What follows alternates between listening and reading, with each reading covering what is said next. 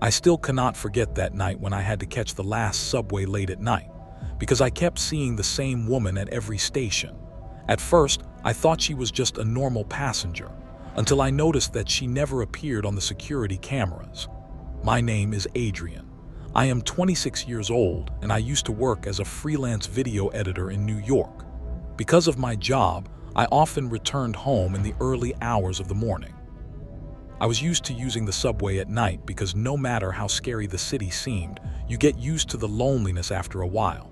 But there are some nights when the city doesn't look normal. This incident happened last February. It had snowed heavily. The city looked gray and silent. It was around 01:20 a.m. I had just left work and was trying to catch the last subway to go home. When I went down into the station, there was almost no one inside. Only the metallic sound coming from the tracks could be heard from afar. An old man was sitting at the end of the platform. There was also a woman in a long black coat. The woman was standing motionless close to the tracks. I couldn't make out her face because her hair was covering it. When the subway arrived, all three of us got in. I sat in the middle car. The old man moved to another car. The woman in the black coat stood by the door, and as the subway started to move, I noticed the first strange thing. The woman wasn't moving at all. As the subway entered the tunnel, the lights in the car began to flicker slightly. I pulled out my phone and tried to play some music, but my eyes kept drifting back to the woman because she truly wasn't moving at all. It wasn't apparent if she was even breathing, nor did she lose her balance when the subway swayed. She was like a mannequin standing inside the car. When we arrived at the first station, the doors opened. A few people got in. A young couple and a man who looked drunk. At that moment, the woman in the black coat slowly stepped outside. I felt relieved. But when the subway started moving again and arrived at the next station, I saw the woman again. This time she was standing at the other end of the platform, in the exact same way, motionless, with her hair covering her face. A strange feeling settled in my stomach. I thought maybe it was someone else, but the coat was the same. The same long black coat, the same posture. As the doors were closing, the woman slowly lifted her head. And at that exact moment, the lights went out for a brief second. When they came back a few seconds later, the woman was gone. At that moment, I noticed the drunk man in the car looking at me. He softly said, "You saw her too, didn't you?" I couldn't answer. The man looked terrified.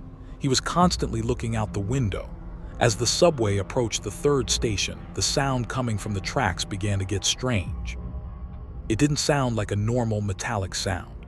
It was more like a dragging sound. Then the security screen on the ceiling of the car suddenly turned on. A live CCTV feed was showing. The camera was showing our car. I was sitting on the seat. The drunk man was on the opposite side, but there was someone else by the door, the woman in the black coat. In real life, when I turned around, there was no one by the door. But on the screen, the woman was still there, and she was looking at the camera. My blood ran cold. The woman on the screen was looking at the camera motionlessly, but in real life, the car was empty. When I turned my head back to the screen, the image glitched slightly, and a few seconds later, the woman's head slowly tilted to the side. She was looking right at me. The drunk man stood up. "No, it's starting again," he muttered. I tried to ask him what he meant, but in a panic, he started moving to the other car. As soon as the doors opened, he ran out. And as the subway moved, I saw him on the platform for the last time. The man had stopped running. He was standing motionless, looking at us. Just like the woman, my stomach turned. Now I was the only one left in the car, or so I thought. As the subway went deeper into the tunnel, my phone signal completely vanished. When I looked out the window, I saw nothing but darkness. Then a muffled announcement voice came from the speakers. "Next stop." Voice cut off for a few seconds. "Don't look at her." Suddenly, all the lights went out. The subway was still moving, but the inside was pitch black. Only the dim light of the CCTV screen was on. And on the screen, the woman was now much closer to me, not by the door. She was standing right behind me, my breath caught. I slowly tried to turn around, but I couldn't. Something inside me was telling me that I shouldn't turn around, because I felt that if I actually saw her, something would happen. Then right next to my ear, I heard a faint sound of breathing, and a muffled woman's voice whispered, "Why aren't you looking at me, Adrian?" My entire body froze. At that moment, the subway braked hard and abruptly. When the lights came back, I was on the floor. I lifted my head. The car was empty. The woman wasn't there, but she was still visible on the CCTV screen. This time, she was standing right next to the seat I was sitting on, and she was slowly smiling at the camera. My heart was beating like crazy. That smile on the screen wasn't normal. The woman's face still couldn't be fully made out because her hair covered most of her eyes, but her mouth looked wider than a human's could possibly be. I couldn't tear my eyes away from the screen. Then the image suddenly distorted. Static covered the screen. And a few seconds later, when the CCTV image returned, the woman was now very close to the camera. Her face occupied almost the entire screen. And for the first time, I saw her eyes. They were completely black. Suddenly, the screen turned off. At the same time, the subway started moving again. It was so quiet that even the track sound seemed to have vanished. Only a faint electrical hum inside the car could be heard. I decided to stand up and move to the other car. If there were other people there, I would feel safer. As I walked toward the door, I noticed something. My reflection was visible in the car window, but I wasn't alone. In the reflection, the woman in the black coat was standing behind me. I turned around immediately. There was no one. My breathing quickened. I reached the door and passed into the other car, but that place was empty too. The entire subway seemed abandoned.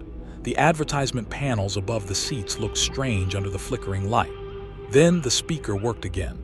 This time, a woman's voice spoke clearly. As we approach the final stop, please do not look out the windows. As soon as the announcement ended, the subway began to slow down. But we had stopped in a place that did not look like a station. When I looked out the window, my breath caught. There was no platform. There was only a long, dark tunnel. And people were standing inside the tunnel. Dozens of people.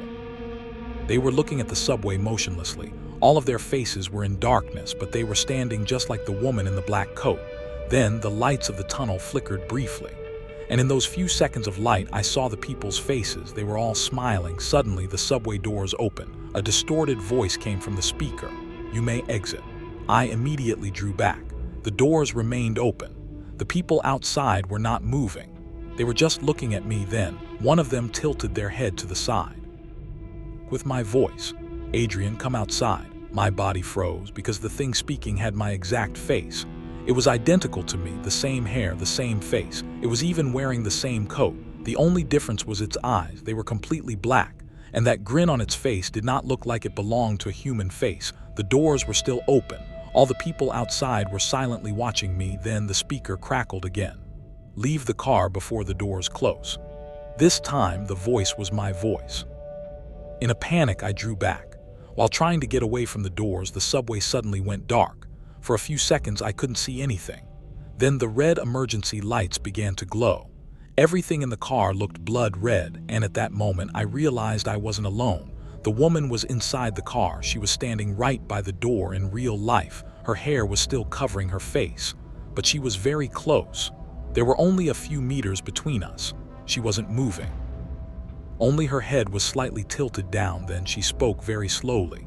"You know why you saw me on the cameras?" I couldn't breathe. I started walking backward. The woman took a step. No sound of footsteps came.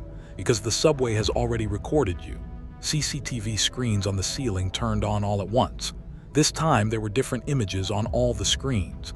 In some, empty cars were shown. In some, people standing in the tunnel. But they all had one thing in common. I was there. At different times in different cars. In some images I was sleeping. In some I was looking out the window, and in some I was motionlessly smiling at the camera. "No," I whispered. The woman tilted her head to the side. "When some passengers reach the final stop, they cannot return." Suddenly all the screens turned white. Then old dated recordings began to appear. Subway CCTV footage belonging to years ago. People who had gone missing. Passengers who took the last subway at night. And at the end of every video, the same thing happened. People would suddenly turn to the camera and smile. Then they would disappear. The subway started moving again. But this time it was much faster. The tunnel outside the windows had blurred. Distorted subway announcements, human whispers, and distant screams were heard from the speakers. The woman slowly began to approach me. "We are approaching the final stop, Adrian." At that exact moment, a voice came from the other end of the car. "Don't look at the windows." I startled and turned around. The old man was there, the man I had seen at the first station, but he looked terrible. His face was pale. The areas under his eyes were bruised. It was as if he hadn't slept for days. He was holding a broken security camera in his hand. "They know where you are looking," he said, out of breath. "The cameras let them in." The first time, the woman stopped moving, and very slowly she turned her head toward the old man. The man drew back in fear. "If you look at her face, they will record you too," he screamed. At that moment, the subway shook violently, the lights shattered, and the exact same image appeared on all the windows of the car, the woman's face. But now her hair was no longer covering her face, and the moment I saw her, I understood why everyone disappeared. The moment I saw the woman's face, my brain seemingly froze. It looked like a human face, but the proportions were wrong. Her eyes were much larger than they should have been. Her mouth extended excessively to the sides. Her skin looked as if it were moving. It was as though her face could not remain still. One second she looked like a normal woman, and the next second she transformed into something else entirely. And the worst part was this.